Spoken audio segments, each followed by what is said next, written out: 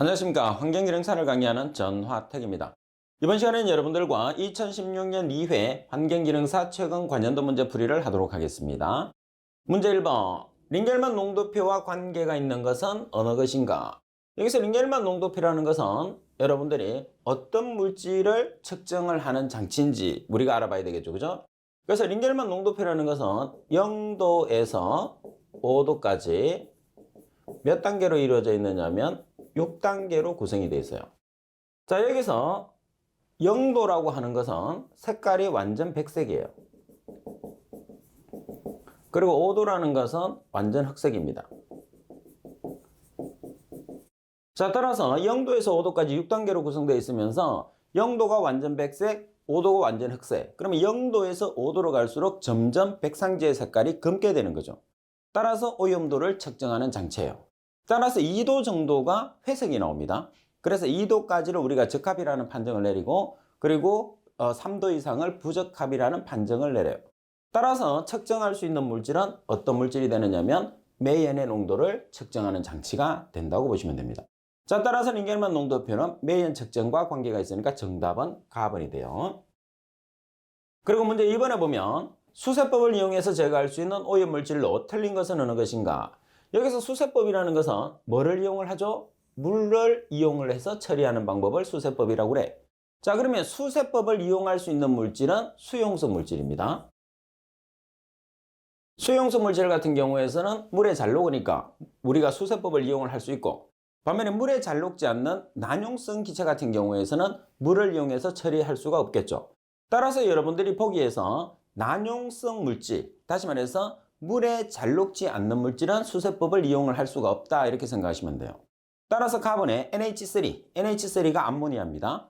나번에 SO2, SO2가 이산화황 또는 아황산가스, 그리고 다번에 NO2, 이산화질소죠. 라번에 Cl2, 염소입니다.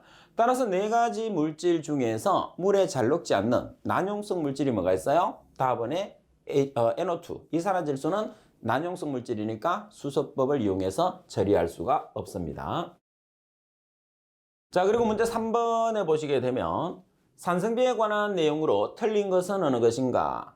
산성비에 관계되는 문제도 여러분들 시험에서 자주 출제가 되고 있습니다.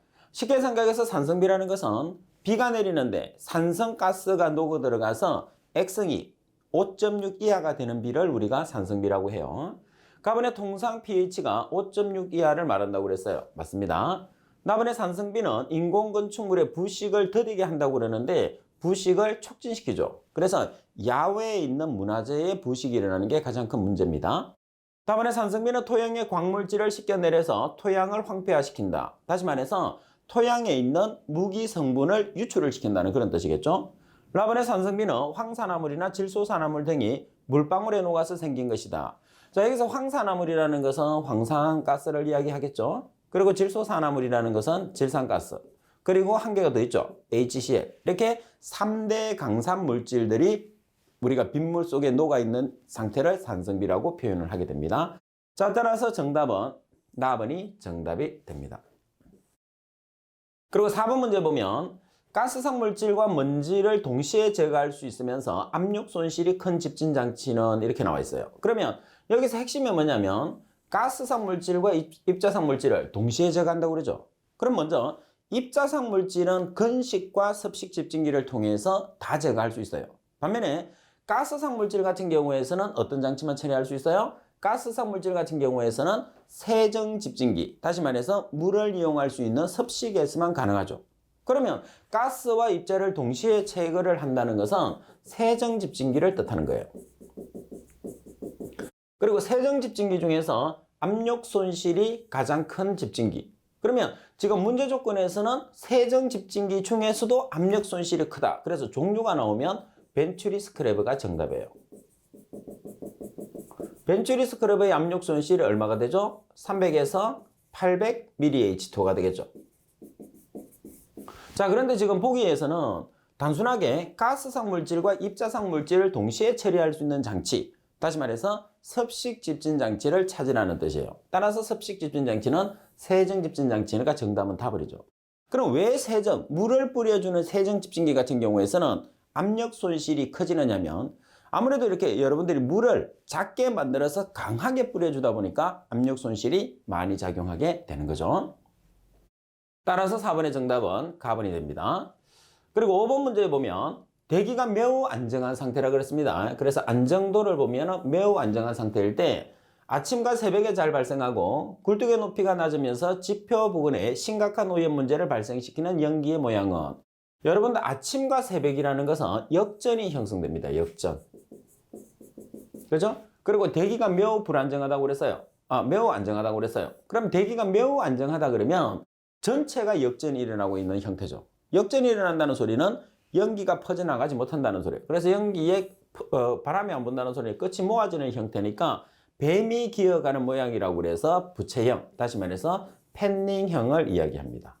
팬닝형이 부채형이 됩니다. 자, 따라서 정답은 라번이 되겠죠. 그래서 우리가 연기의 모양을 찾아냈을 때는 대기의 안정도를 여러분들이 정확하게 기억을 하고 있는 게 가장 키포인트가 됩니다. 그리고 6번 문제에 보면 중량비가 탄소가 86%, 수소가 4%, 산소가 8%, S가 2%인 석탄을 연소할 경우에 필요한 이론 산소량은 얼마인가 이렇게 나와 있어요. 그래서 이론 공기량은 시험에서 자주 나오는데 여러분들 이론 산소량은 그렇게 자주 나오지는 않습니다. 먼저 이론 산소량 구하는 식은 1.867C 플러스 5.6H-8분의 5 플러스 0.7S예요. 그러면 탄소가 지금 86%니까 100으로 나누면 0.86이 되겠죠.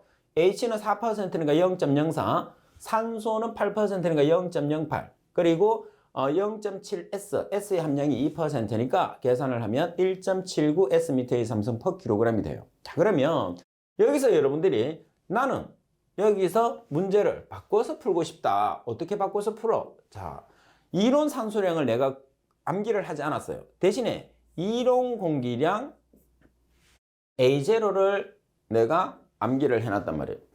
왜? 이론 공기량은 시험에 상당히 잘 나온다고 그랬잖아요. 그럼 이론 공기량 A0는 8.89C 플러스 26.67 H-8분의 5 플러스 3.33S 단위는 S미터의 삼성 per 킬로그램이 나오는 거죠. 그럼 이렇게 이론 공기량을 계산을 한 다음에 내가 이론 산소량으로 계산을 하고 싶어요. 그러면 이론 공기량 중에 산소가 최적으로 몇 퍼센트 존재하죠? 21% 존재해요. 그래서 여러분들이 이론 공기량을 계산해서 0.2를 곱해줘도 이론 산소량이 되는 거죠. 그래서 만약에 제가 문제를 푼다면 FM대로 이론 산소량 구하는 식을 다시 외우는 것보다는 내가 어차피 이론 공기량 구하는 식을 암기를 해뒀기 때문에 이론 공기량을 계산한 다음에 0.2를 곱해서 계산을 해도 된다는 소리입니다.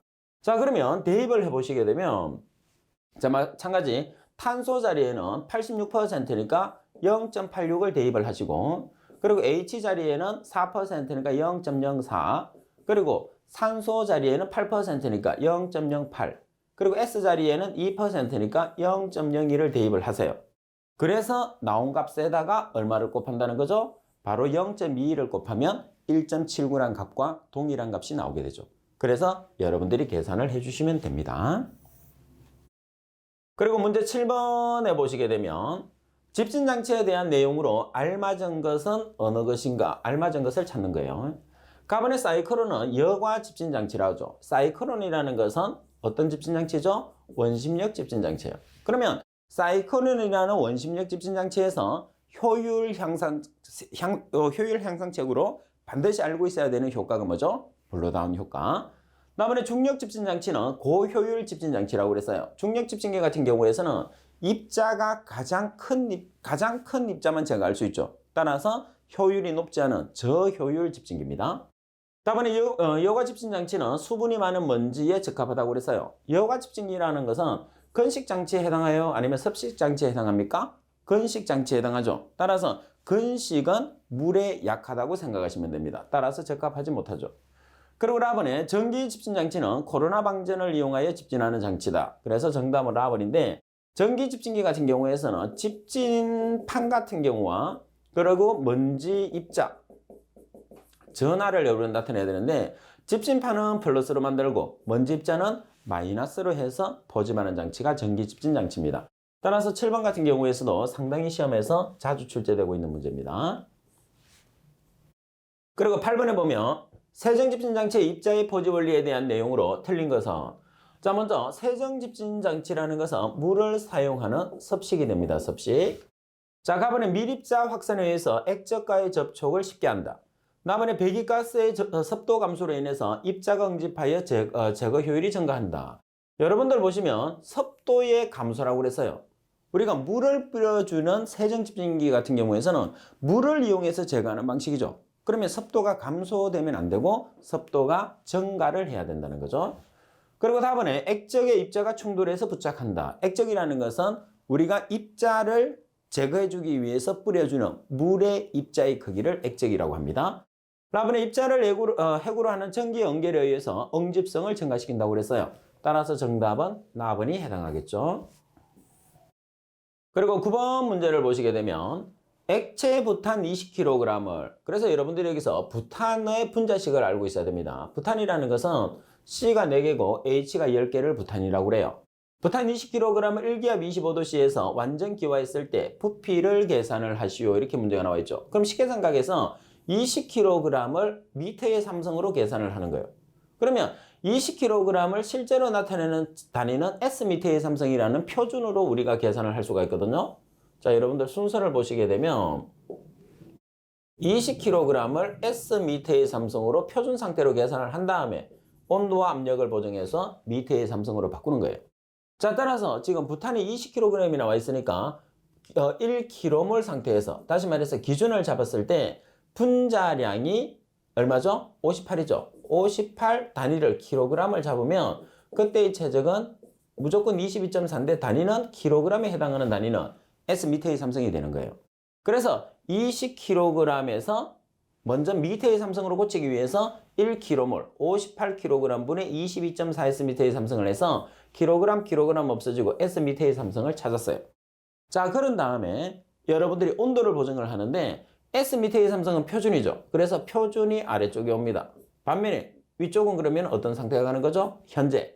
따라서 표준 상태의 온도는 0도씨, 현재 상태의 온도는 25도씨니까 현재는 25도씨를 보정하고 표준에는 0도씨를 보정하는 거예요. 그러면 273은 왜 우리가 더해주느냐? 우리가 온도를 계산했을 때는 절대 온도라고 해서 K 온도로 보정을 하거든요. 그 K 온도가 273을 도씨에 더하면 K 온도가 되는 거예요.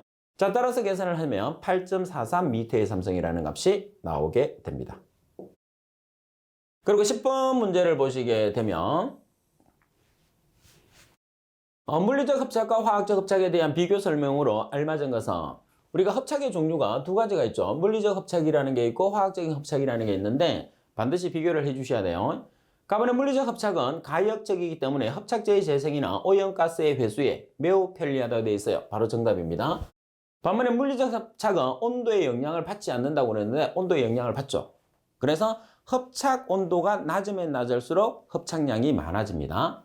다음에 물리적 합착은 화학적 합착보다 분자 간의 인력이 강하기 때문에 합착 과정에서 발열량도 크다고 그랬어요. 그래서 분자 간 인력이 약하기 때문에 발열량도 작습니다. 다음에 물리적 합착에서는 용질의 분자량이 적을수록 유리하게 합착이 된다고 그랬는데 용질의 분자량이 클수록 유리하게 합착되니까 라번도 틀린 설명. 자, 따라서 바르게 된 설명은 가번이 정답이 됩니다. 그리고 11번 문제를 보시게 되면 다음 집진장치의 원리와 특성에 관한 내용으로 알맞은 것을 찾으니까 나머지 3개가 틀린 거예요. 가번에 전기집진장치는 입자를 중력에 의해서 분리, 포집하는 장치로서 입경이 100마이크로미터 이상일 때 적용한다고 그랬어요. 그러면 가번에 대한 설명은 전기집진기가 아니라 중력집진기에 대한 설명이죠. 반면에 여러분들 전기집진기 같은 경우에서는 입자가 0.01 마이크로미터 정도로 아주 작은 입자를 우리가 제거하는 장치죠. 반면에 납은 관성력 집진장치는 중력과 관성력을 동시에 이용하는 장치로서 원리와 구조는 간단하지만 압력 손실이 크고 운전비가 높다 이렇게 나와 있어요. 자, 여기서 구조가 간단하고 압력 손실도 작은 편이죠. 그리고 운전비가 작게 소요됩니다. 그리고 다음에 영화 집진장치는 여러 종류의 먼지를 집진할 수 있어서 가장 많이 사용되지만 200도씨 이상의 고온가스를 처리하기 위해서는 어렵다고 그랬어요. 그 이유가 뭐죠? 여포의 그 사용 온도 때문에 그렇죠. 그래서 일반적으로 여과 집진기에서 여과포로서 가장 많이 사용하는 것은 250도씨에서 견딜 수 있는 여과 집진 장치, 그 글라스 피버, 유리 섬유라고 하죠. 그래서 글라스 피버를 가장 많이 사용하게 됩니다. 라본에 보면 중력 집진 장치에서 배기관 지름이 작을수록 입경이 작은 먼지를 제거할 수 있고 블로다운으로 집진된 먼지의 재비산을 방지해서 효율을 높일 수 있다 이렇게 돼 있어요. 자, 따라서 여러분들 설명 자체 내에서 라본에 대한 설명 같은 경우에서는 블로다운이라는 말이 나와 있어요. 그래서 블로다운이라는 말이 나와 있으니까 중력에 해당하는 게 아니고 뭐에 해당하는 거죠? 원심력에 해당하는 거죠. 그래서 가나다라 중에서 바르게 된 설명은 다번이죠. 그리고 관성력은 실제로 보면 중력보다는 관성력. 그래서 중력을 이용하는 것은 중력 집진기니까 관성력은 관성력을 이용하게 되겠죠. 따라서 전체적으로 바르게 된 설명은 다번에 대한 설명이 정답이 됩니다. 그리고 12번 문제 보면 집진장치의 입구의 더스트의 농도가 2.8g/s의 삼성이고 출구 더스트의 농도가 0.1g/s의 삼성일 때 집진율은 얼마인가 그랬어요. 자, 여기서 더스트라는 게 뭐죠? 더스트라는 게 먼지 입자예요. 따라서 여러분들이 장치를 나타내서 제가 설명을 해드리겠습니다. 장치를 나타내면 집진장치입니다. 따라서 집진장치로 들어오는 입구의 값, CI를 입구라고 했을 때 입구의 농도가 얼마냐면 2.8이에요. 그래서 2.8g/s의 삼성. 반면에 출구의 값이 C0입니다. 그럼 C0가 얼마냐면 0.1g/s의 삼성이에요. 그래서 여러분들이 효율을 계산을 했을 때 여러분들 문제 풀이대로 하셔도 되겠지만은 효율이라는 것은 집진기에 제거된 값을 퍼센트로 나타내는 값이죠. 그러면 집진기에 제거된 값은 2.8에서 0.1을 뺀 값이에요. 그럼 퍼센트로 나타내려고 하면 처음의 값으로 한 번 더 나눠주면 되겠죠. 처음의 값이 2.8이에요. 따라서 전체 곱하기 100. 그래서 제거 효율을 계산을 하시오. 집진율을 계산하시오. 이렇게 얘기하면 집진기를 통해서 제거된 값에서 처음의 농도가 입구 농도가 되니까 입구 농도를 나눠줘서 곱하기 100을 하시면 집진율, 제거율이 나온다는 거죠. 그래서 이렇게 계산을 하셔도 되고 그리고 여러분들 공식에 맞춰서 문제를 풀으셔도 돼요. 단지 여러분들이 계산하기 편한 상태로 계산을 해주시면 됩니다. 그리고 13번 문제를 보시게 되면 디젤 기관에서 많이 배출되며 탄화수소와 함께 광화학 스모그를 일으키는 반응에 영향을 미치는 배출가스는 무엇인가 그랬어요.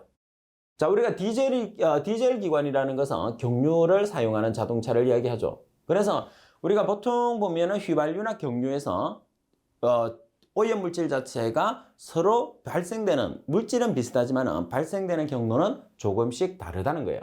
그러면 광화학 스모그라는 걸 먼저 우리가 이해를 하고 있어야 되겠죠? 광화학 스모그가 발생을 하려고 하면 자동차에서 배출되는 질소산화물, 다시 말해서 NO하고 NO2, 그리고 탄화수소 중에서는 올리핀계 탄화수소가 있겠죠. 올리핀계 탄화수소가 여러분들 뭐하고 반응하죠? 자외선 또는 가시광선, 주로 자외선하고 반응을 합니다. 자외선하고 반응을 해서 나타나는 것을 광화학 반응이라고 하죠. 이 광화학 반응을 통해서 만들어지는 물질을 몇 차성 물질? 2차성 물질. 그 2차성 물질을 우리가 주로 강산화제라고 합니다. 이 강산화제의 가장 대표적인 물질은 O3라는 오존, 그리고 PAN 등이 있어요. 이렇게 해서 만들어지는 물질이거든요. 자, 따라서 2차성 스모그, 광화학 스모그를 형성시켰을 때 가장 문제가 되는 배출가스를 찾는 그런 문제예요. 그럼 여기서 가장 문제가 되는 게 뭐가 있어요? 질소산화물, NOx가 가장 큰 문제가 되는 거죠. 자, 그리고 여기서는 뭐 디젤이 아니라 하더라도 문제 보기에서 광화학 스모그를 주로 일으키는 물질이 질소산화물이라는 NOx와 올리핀계 탄화수소 두 가지가 주로 참여를 하기 때문에 보기 중에서는 당연히 정답은 질소산화물이 정답이 됩니다. 그리고 14번 문제 보면 도심 지역에서 열 방출량이 많고 외부로 확산이 잘 안 되기 때문에 교외 지역에 비해서 도심 지역의 온도가 높게 나타나는 현상이라고 그랬어요. 그래서 가장 핵심은 뭐냐면 도심 지역에서 열 방출량이 많기 때문입니다. 그러면 도심 지역에서 열 방출량이 많기 때문에 지붕 형상으로 일어나는 현상이 뭐가 되는 거죠? 열섬 효과 또는 아열대성 효과다 이렇게 얘기합니다. 따라서 정답은 답은입니다. 그리고 15번 문제를 보면 연소 과정에서 주로 발생되는 질소산화물의 형태는 우리가 연소 과정에서 발생되는 질소산화물은 NO와 NO2가 있어요.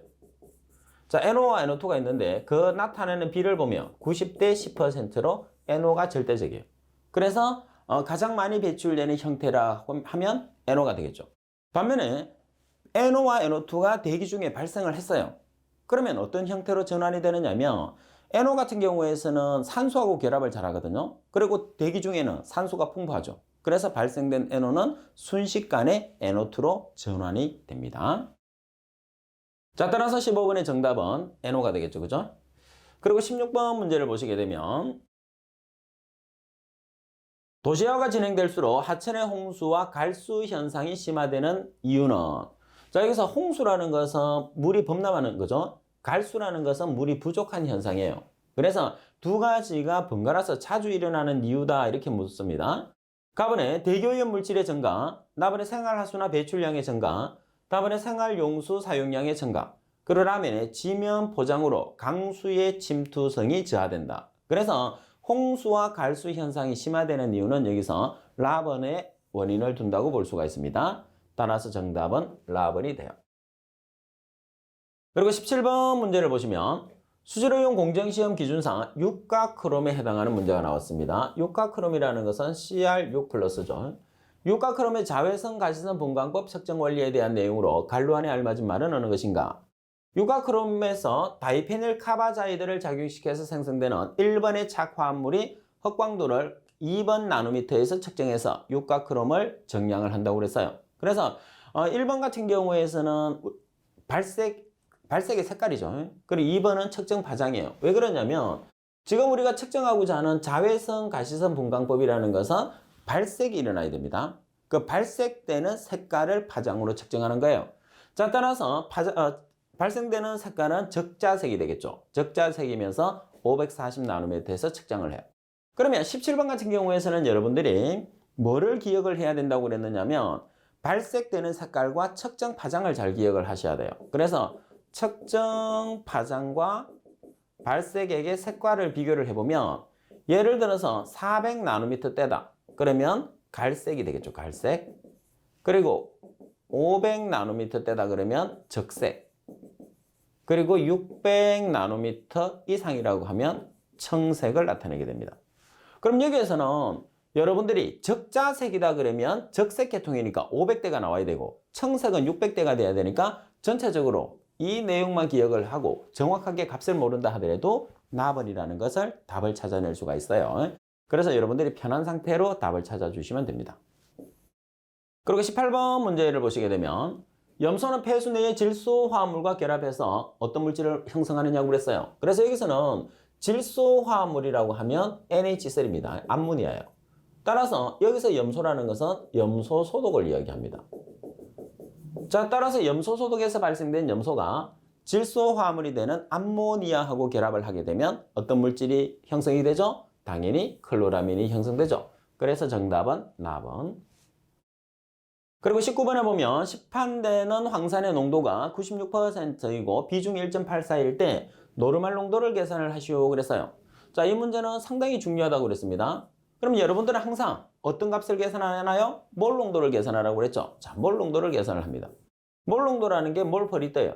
그러면 여러분들이 몰 농도와 노르말 농도의 차이점은 뭐라고 그랬어요? 분자량으로 나눠주느냐 아니면 분자량 나누기 가수로 나눠주느냐는 거죠.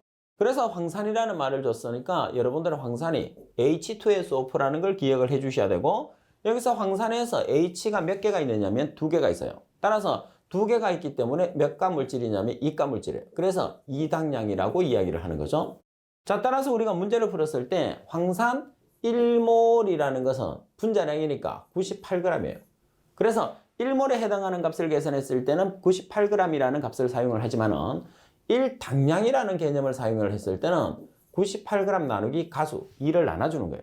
그래서 여러분들이 지금 이 문제를 노르말 농도와 몰 농도를 모른다 하더라도 지금 98g 나누기 2를 하면 노르말 농도가 되는 거고 98g을 하면 몰 농도가 된다는 겁니다. 이 조건 자체에서는 변화가 없어요. 그래서 꼭 기억을 하세요. 항상 여러분들은 이 문제는 몰 농도와 노르말 농도 두 개 중에 한 개를 묻게 돼요. 그래서 몰 농도는 98g, 노르말 농도는 지금처럼 98 나누기 2. 나머지는 들어가는 게 똑같아요. 그래서 공식을 외우면 비중이 1.84고 여기서 10의 3승을 곱한 이유는 밀리리터를 리터로 고치기 위한 값이죠. 그리고 농도가 96%니까 퍼센트를 제거하기 위해서 100을 나눠준 거예요. 그러면 여러분들이 지금까지 우리가 공부했을 때는 몰 농도 공식을 기억을 했거든요. 그래서 제 생각에는 몰 농도를 기억하시는 게 좋을 것 같아요. 어떻게? 비중 그램 퍼 밀리리터 나누기 10의 3승 밀리리터 나누기 1리터는 1몰에 해당하는 분자량. 그리고 퍼센트 농도 나누기 100. 이 값을 이 식을 기억을 하는 거죠. 자, 이렇게 기억을 해서 지금 대입을 여러분들이 한번 해보겠습니다. 자, 지금 비중이 1.84요. 1.84g per 밀리리터. 10의 3승 밀리리터 나누기 1리터. 그리고 1몰에 해당하는 분자량 98g. 나누기 지금 농도가 96%. 나누기 100이 되는 거죠.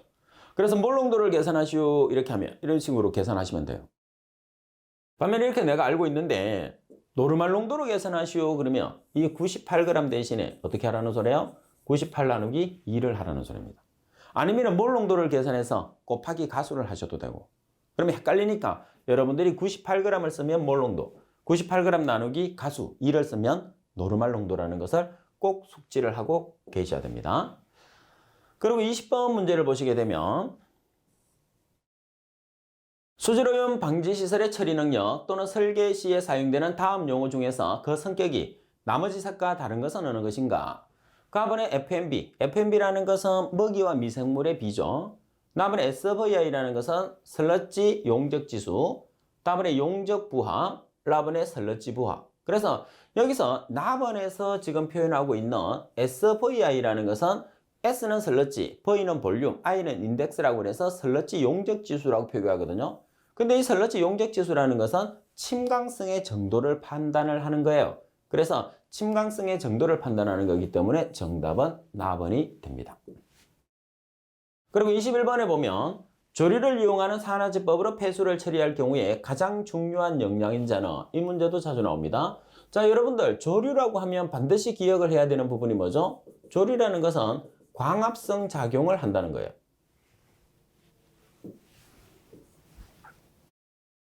자, 광합성 작용을 하게 됩니다.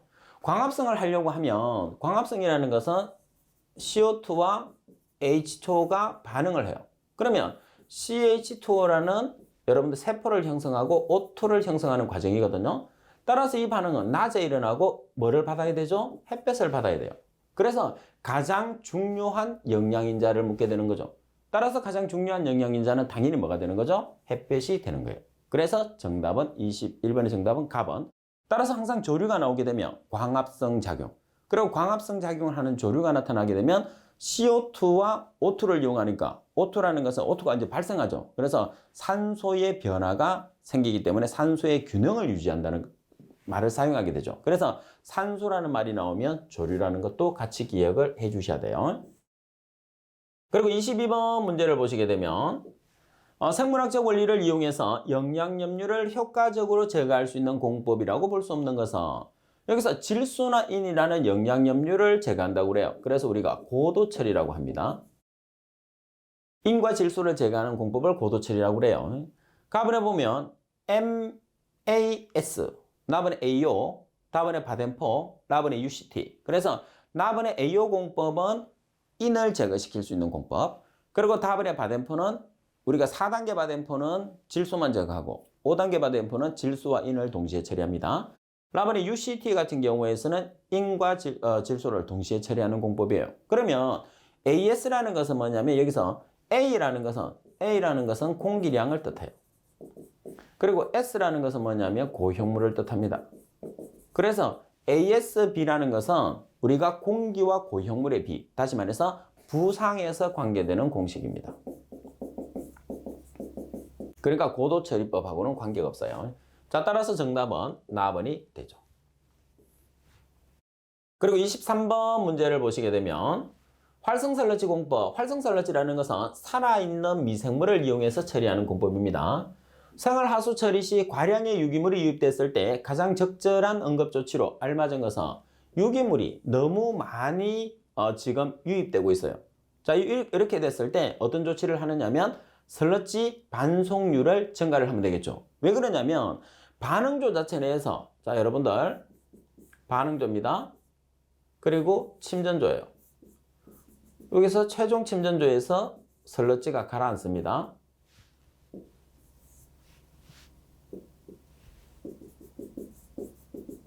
그럼 이 최종 침전조에서 가라앉은 슬러지를 제거를 해요. 그 제거하는 것을 폐슬러지라고 합니다. 근데 이 반응조에서 항상 미생물의 농도가 적정해야 되잖아요. 그죠? 근데 여기에 지금 갑자기 유기물, 우리가 처리하는 유기물이 평소보다 많이 들어왔어요. 그러면은 뭐가 부족하죠? 유기물을 제거할 수 있는 게 미생물인데 그 유기물을 분해하는 미생물이 부족하잖아요. 그럼 부족하게 되면 폐슬러지로 제거하는 미생물의 반송을 늘려줘서 미생물의 양을 증가를 시켜줘야 되겠죠. 그래서 반송률을 증가를 한다. 이렇게 정답이 되는 거죠. 그래서 답은이 정답이 됩니다. 그래서 그 23번 같은 경우에서는 개통도에서 우리가 반송을 왜 시켜주느냐. 반응조에서 우리가 유기물을 제거하기 위해서 적절한 미생물을 조절하기 위해서요. 근데 평소보다 유기물이 과량으로 들어왔다고 하면 평소보다 슬러지, 반송 슬러지를 늘려주는 게 정상이라고 보시면 되겠죠. 그래서 반송률 증가라는 값이 나오는 거죠. 그래서 전체의 개통도를 이해를 하시면 23번 같은 경우에서는 쉽게 문제를 맞출 수가 있어요. 자, 그리고 24번 문제에 보면 농촌마을의 발생 하수를 산화지로 처리할 때 유입 BOD 농도가 100g/m의 삼성이고 유량이 3000m의 삼성/d이며 필요한 산화지의 면적은 3헥타르, HR을 헥타르라고 합니다. BOD의 부하를 kg/헥타르/d로 계산을 하시오 그랬어요. 그러면 이 문제를 계산을 했을 때도 여러분들이 굳이 식을 기억할 필요는 없어요. 단위를 보시게 되면 kg/헥타르/d로 계산을 하라고 했어요. 그럼 여기서 먼저 여러분들 kg/d가 나올 수 있는 조건을 보겠습니다. kg/d가 나오면 이 두 개를 곱하면 돼요. 그러면 kg/d라고 하면 g을 kg으로 고쳐야 되겠죠? 그럼 10의 마이너스 3승을 곱하면 되니까 0.1kg/m의 삼성이 됐어요. 자, 여기에서 유량 3000m의 삼성/d를 곱해요. 그러면 나누기 헥타르라고 그랬으니까 지금 헥타르의 값이 얼마예요? 면적이 3헥타르예요. 그래서 3헥타르 이렇게 여러분들이 나눠주시면 지금 전체적으로 단위를 정리하게 되면 킬로그램이 남고 데이가 남고 HA라는 헥타르가 남겠죠. 그래서 여러분들이 계산할 수 있는 값은 계산을 해보면 100kg/헥타르 데이라는 값이 나오게 되겠죠. 왜? 자, 이렇게 3 약분이 되죠. 그래서 0.1 곱하기 1000을 하면 100이라는 값이 나오게 되죠. 여러분들은 계산기로 계산을 하시면 돼요. 자, 따라서 정답은 답은. 그래서 24번처럼 여러분들이 단위를 이용을 해서 풀 수 있는 문제도 상당히 많으니까 단위를 가지고 풀 수 있는 문제는 너무 어렵게 생각하지는 마세요. 그리고 25번 문제를 보시게 되면 농축 대상 슬러지량이 500m의 삼성/d이고 슬러지의 고용물의 농도가 15g/L일 때 농축조의 고용물의 부하가 2.6kg/제곱미터/아워를 하기 위해서 농축조의 면적은 여기서도 여러분들이 문제를 푸는 핵심 단위는 kg/제곱미터/아워죠. 왜? 단위가 세 가지로 구성되어 있기 때문에. 그럼 먼저 kg/아워를 찾으세요. 그럼 kg/아워를 찾으시려고 하면 15g/L을 kg/m의 삼성으로 고치셔야 돼요. 근데 g/L라는 것은 kg/m의 삼성하고 같은 단위죠. 그 이유가 뭐냐면 g을 kg으로 고칠 때 10의 마이너스 3승, 리터를 미터의 삼성으로 고칠 때 10의 마이너스 3승. 그래서 g과 리터는 kg/m의 삼성과 동일한 거예요. 자, 그리고 day를 hour로 고치기 위해서는 하루는 24시간. 그래서 면적을 나눠주는데 면적은 우리가 값을 계산을 하게 되는 거죠. 따라서 계산을 하시게 되면 고용물의 농도가 15g/L가 15kg/m의 삼성과 동일하다고 그랬으니까 15kg/m의 삼성 곱하기 500m의 삼성/day라는 슬러지량, 그리고 day를 hour로 고치기 위해서 하루는 24시간 연속 사용한다고 그랬으니까 하루는 24로 나눴어요. 자, 그런 다음에 여러분들이 면적하고 고용물의 부하를 아예 자리를 바꿨죠. 식을 미리 정리를 했어요. 그래서 고용물의 부하가 2.6kg/제곱미터/hr. 이런 식으로 여러분들이 계산을 해주시면 되죠. 자, 아니면 있는 그대로 여러분들이 계산을 하게 되면, 자, 보세요. 2.6kg/제곱미터/h로 계산을 합니다. 그러면 kg/h를 계산을 해요. 그러면 15kg/m의 삼성 곱하기 500m의 삼성 per day. 자, 여기에서 day를 여러분들이 hour로 고치기 위해서 하루는 24시간을 나눠주는 거죠. 하루는 연속 가동시간 24시간이니까. 그리고 뭐를 계산을 하는 거예요? 제곱미터. 여기서 나타내는 제곱미터는 면적이 됩니다. 면적. 따라서 우리가 계산하고자 하는 값은 이 면적을 계산하는 거죠. 그래서 면적을 계산하기 위해서 면적과 고용물의 부하의 자리를 바꿔서 계산기로 계산을 하시면 답이 나오겠죠. 따라서 계산하면 답은 120 정도가 나오니까 나번이 정답이 됩니다. 그리고 26번 문제를 보시게 되면 아연과 성질이 유사한 금속으로 체내에 칼슘 균형을 깨뜨려서 이따이따이 병의 원인이 된다 그럽니다. 자, 여기서 가장 핵심은 이따이따이 병이죠. 자, 따라서 이따이따이 병은 CD라는 것은 뭐예요? 카드뮴입니다. 그래서 카드뮴에 중독되면 이따이따이 병의 원인이 되죠. 그래서 나번이 정답이고 시험에서 상당히 잘 나오는 문제죠. 자, 그리고 나머지도 몇 가지를 한번 살펴볼까요? 자, 먼저 가번에 보면 가번은 수원입니다. 수원. HG는 수원인데 수원에 의해서 중독되면 나타날 수 있는 병은 미나마타병. 자, 그리고 요즘 자주 나오는 병이 또 하나 있죠. 헌터루셀 증후군. 자, 그리고 PCB가 있습니다. 다음에 PCB는 폴리클로리네이티드 바이페닐 또는 비페닐이라고 하는데 유기염소계 화합물이죠. 가네미유증이 있어요. 그래서 카드뮴과 더불어서 수온과 PCB에 의해서 발생하는 질환도 반드시 기억을 해 주셔야 됩니다. 그리고 27번 문제를 보시게 되면 SVI, 여기서 SVI라는 것은 슬러지 용적지수죠. 슬러지 용적지수라는 것은 침강성의 정도를 알아보는 값입니다. 따라서 SVI가 150인 경우에 반송 슬러지 농도를 계산을 하시오. 그램 퍼 미터의 삼성이라는 것은 단위가 미리그램 퍼 리터하고 동일한 단위입니다. 그러면 SVI에서 반송 슬러지 계산하는 식이 이렇게 있어요. 그래서 SVI는 SSR분의 10의 6성, R이라는 게 반송이니까 SS는 슬러지죠. 그래서 SSR을 반송 슬러지라고 나타냅니다. 그럼 SVI가 지금 얼마죠? 150. 그러면 우리가 계산하고자 하는 SSR을 순서를 바꿔서 10의 6성에서 나눠주시게 되면 6667.67g/m의 삼성이 돼요. 그래서 이런 문제도 간단한 문제니까 여러분들이 알고 있으면 도움이 많이 되겠죠. 28번에 보면 생물학적 고도 처리 방법 중에서 활성 슬러지 공법의 포기조 앞에 포기조라는 것은 우리가 미생물이 유기물을 제거하는 장소인데 반응조라고도 하죠. 혐기성조를 추가시킨 것으로 혐기성조, 호기성조로 구성되어 있다고 그랬어요. 그래서 지금 장치의 구성이 혐기성조, 호기성조, 질소 제거가 고려되지 않아서 높은 효율의 NP의 동시 제거가 어려운 공법은 그러면 결과적으로는 여러분들 혐기성조를 설치하기 위해서는 인을 처리하기 위해서 혐기성조를 설치하거든요. 그 다음에 호기성조라는 것은 반응조이기 때문에 항상 존재를 해야 돼요. 따라서 지금 문제 조건에서는 인만 제거하는 공법이에요. 따라서 보기 중에서 인만 제거하는 공법은 뭐가 있어요? AO 공법이 있어요.